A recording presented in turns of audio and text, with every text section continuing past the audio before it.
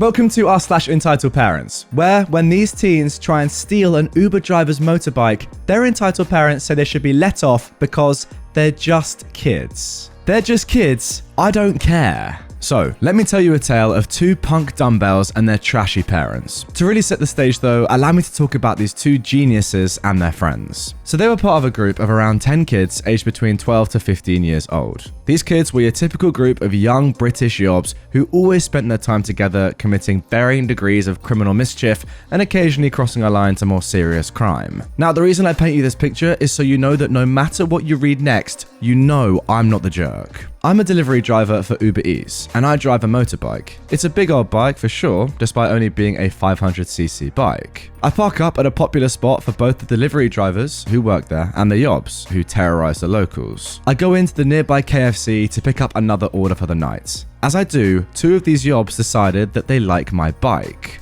So much so that they wanted to see if they can play a real-life version of GTA, and my bike was the vehicle of choice. I'm in the KFC waiting for the order, and they're jumping on the bike, thinking it would be easy. One sticks a penknife into my ignition barrel on the bike and starts the engine. One of the other Uber drivers pops his head in and shouts, "Hey, OP, someone's trying to steal your bike." I immediately ran outside just in time to watch the kid in the driver's seat kick off the side stand. Now here's the thing when you ride a motorcycle. You need to plant a foot on the ground to support the weight of the bike before pushing off. You need to set the gears, and it's impossible to do so and not keep a foot on the ground. So he's got himself and a pillion passenger on the back, both with no helmets and on a bike that weighed 4 or 5 times himself. Between himself, the bike, and his friend, it was easily 300 kilograms that he needed to hold up, and because he didn't know what he was doing, the second he kicked off the side stand, it toppled over on him. His friend was thrown off the bike and cracked his head open, and he had his leg and half his torso crushed under 225 kilograms of biking metal. The second that he dropped, his fellow yobs booked it down the street and abandoned him and his friend. I called the cops and an ambulance while cancelling my KFC order pickup. I checked on the friend and his head was gushing. Police had gotten good at responding to the yobs because of how much trouble they were. In context, they'd responded and moved these kids on over 120 times in under a month for a whole litany of crimes, ranging from trespassing to GBH, serious assaults if you're American. In the past week, they'd responded to 10 different vandalism calls and 6 GBH cases. So they see these two geniuses on the ground and me doing my best to use a wad of napkins as a makeshift bandage to hold the blood in. Police ask me what happened, and I say they tried stealing my bike and found out it's not the same as the video games. They don't know it yet, but I'm pressing charges and they're facing consequences this time. I wasn't really bothered about being nice, as they did try stealing my living and my pride and joy. The cops looked stunned by my disregard for the fact that they were dealing with 2 young people who were seriously injured, and the following conversation ensues. The first cop asked, "Are you sure you want to do that? They're injured and they're just kids after all." Sternly, I said, yes, their age does not negate the fact that they committed serious crimes. The second cop pleaded,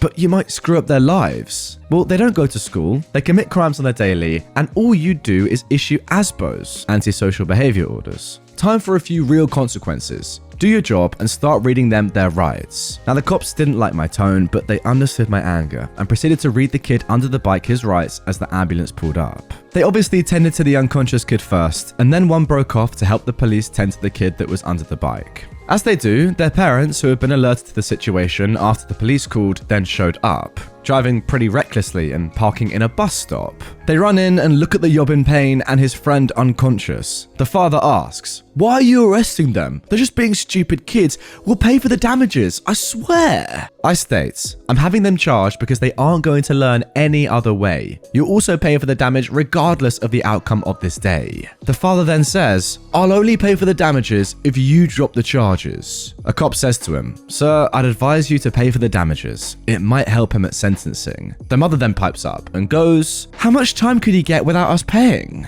4 years easy, I stated. The mother went pale. She started blubbering, going, "Why can't you let him go? He's just a kid." Yeah, he's also a criminal and he needs to face the consequences of his actions, for once, I replied. Now the phrase I hated most was, "They're just kids." It did nothing but annoy me. Where I grew up, if you screwed up, you owned it and took the steps to make amends. No excuses, even if you were just a kid.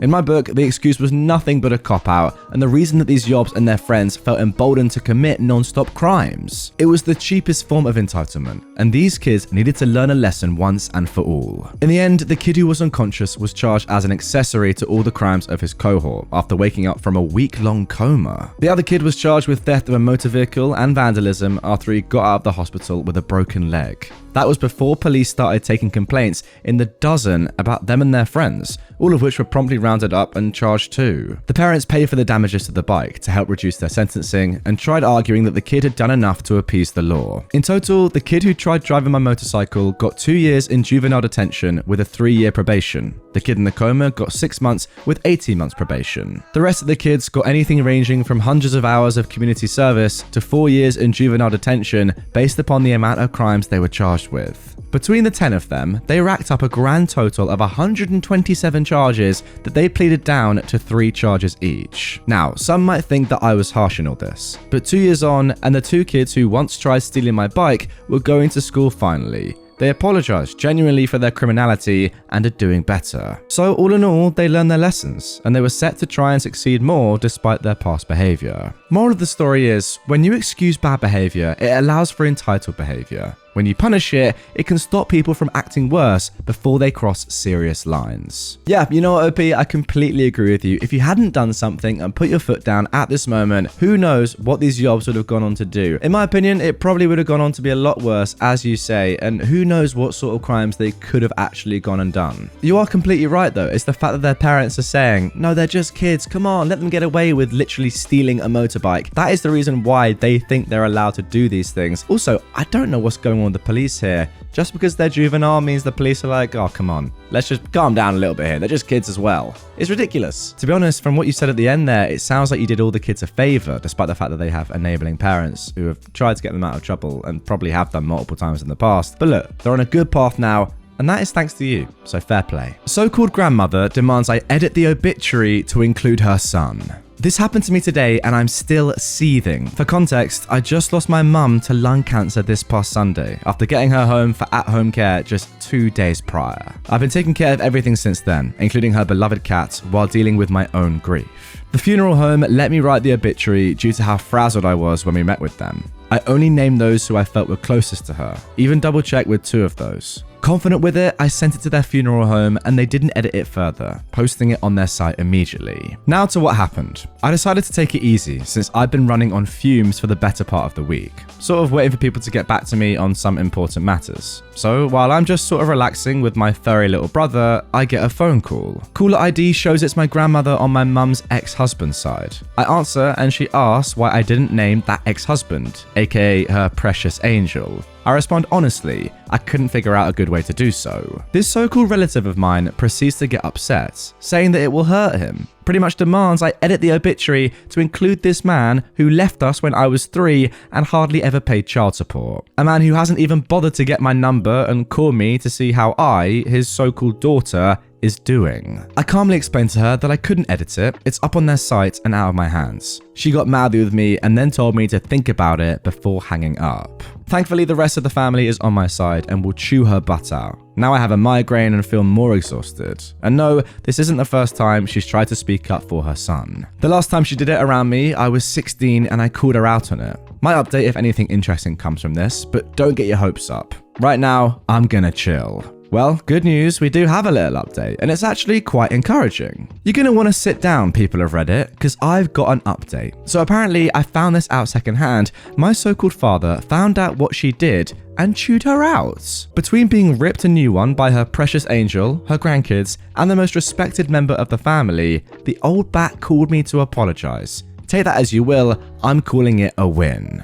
Wow, would you look at that? A lesser spotted actual apology from an entitled person. Would you believe it? I can't quite. I mean, let's not get it twisted. It's absolutely what should have happened in this moment, but still, to actually see it on r/entitled people, I can barely believe my eyes. let's carry on. Rage at me for 30 minutes, get time with police. So, I'm in my 60s, my grandniece is turning 20, doing ridiculously well in college. And I bought her lunch and a tank of gas at the local sandwich shop, convenience store, while she had time passing through between home and college. If she makes the dean's list, I pay 90% or more of her student debt, and I give her cash for expenses if she keeps her grades up and stays out of trouble. I'm in a position to do this, and I have been for all of my nieces and nephews, and grandnieces and nephews. We kept getting the side eye, then outright stares from a 4-person group of middle-aged women a couple of tables over. My grandniece gave me a hug and kiss on the cheek, told me she loved me, and went out to fill her tank, while I went up to the counter to wait until she hung up the pump so I could pay. We drove separately, and I wasn't in any particular rush to get anywhere. These women then came to the counter and freaked out, calling me everything from a pedo to a sugar daddy, accusing me of human trafficking,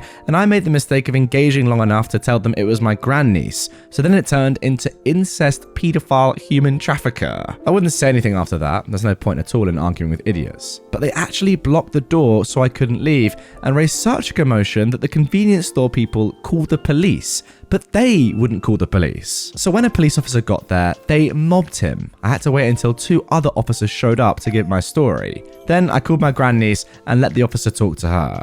It took about 25 minutes before the police showed up, and another 50 minutes for me to be free to leave. But the hysterical woman was still blocking the door. The officer finally threatened to put them in handcuffs before they unblocked the door so I could leave. I filled out a complaint suggested by one of the officers for unlawful detainment, unlawfully detained. I don't know how this will go, but why not? Since they screamed bloody murder, detained me for almost an hour, raised hell in the convenience store for an hour, and did this in a small town I have to live in. Why are people this delusional? Talking and laughing, driving away in her own vehicle, getting a side hug and kiss on the cheek makes me a paedophile or human trafficker? No matter what the police told them, they wouldn't stop. Do these type of people have nothing better to do? There you go, answered your own question. Was it rhetorical? We'll never know. But I've answered it for you, my friend. I'm just reading through the comments and someone has said that, why didn't you just call 911? Help, I'm being held against my will. I can't leave. These women keep screaming how I deserve to die, etc, etc. OP replied, they left their phone in their vehicle. That is tough because, yeah, the obvious answer would be just to say, look, what's going on here? Can you come and sort this out? But if you have no phone, what are you going to do? OP also said they're 6'5", 230 pounds and still in relatively good shape for their age, so they could have gone through them like butter, but instead they just backed up and let them look crazy. That is the thing to do, because if you start getting physical, then that is an issue, and you unfortunately potentially end up in the wrong there. I just imagine these women screaming assault, you know, they're already saying some crazy incestual pedophilic things. Who knows? They could easily jump to assault, couldn't they, if you start getting physical? So fair play for just being chill, and you got your justice in the end. Entitled ex-friend threatens to sue me for my uterus. My ex-friend is commonly called a Karen. She's very entitled and has a bad habit of actually screaming for managers over the smallest things. I've watched this 35-year-old woman scream, "Get me the manager or I will call the cops," at a restaurant because the waiter accidentally gave her iced tea instead of sweet tea. What are the cops gonna do? I don't want to use the name Karen because it's overused already, so let's call her Emily. Emily and I used to be friends. I can't remember why. She comes off as sweet and caring, but she's the most entitled person I've ever met. Emily also struggles with fertility and is desperate for children. She tried to adopt a child, but because of her mental health problems and unstable lifestyle of hotel hopping, she was denied. She doesn't have a job, she's technically homeless, her boyfriend is a 21-year-old douchebag, and she tends to hoard animals that all die in unusual circumstances. Her last cat died mysteriously at only 2 years old and was perfectly healthy. I was there when she adopted him and heard the vet state he was healthy. But suddenly he dies and she claims it was heart disease, then claims it was a seizure, then claims it was kidney problems, then says that he somehow flew across the room and purposely aimed into the wall. Yeah, a little suspicious. My other friend Cara did call animal control on her and found she had 6 rats, 5 hamsters, 1 dog, and 4 cats. She claimed all of them were emotional support animals and that they were medical equipment and taking them away would be against the law.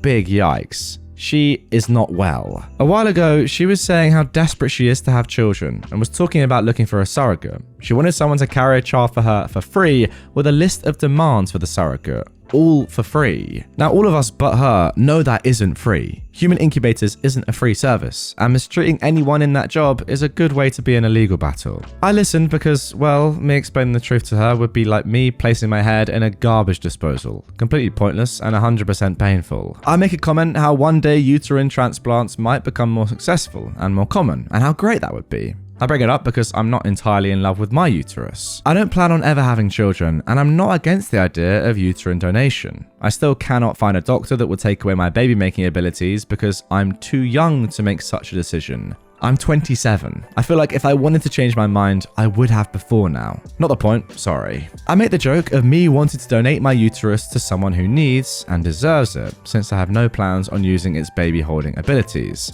That's when Emily says, yeah, then I would have you give me your uterus so I could finally have a child. Now, I thought she was joking. I truly believed this was a joke. It wasn't. Emily and I had a falling out, thank goodness, and I thought we could just part ways quietly. Yeah, she had other plans. She posts all over Facebook and pings me saying I had made a legal agreement to give her my uterus or to be her surrogate. Never once did I say such things, and now she has her friends after me, harassing me in DMs for giving her false hope and mental anguish. Emily's threatening to sue me for my uterus and for causing extra trauma by not following through. I'm just confused and baffled.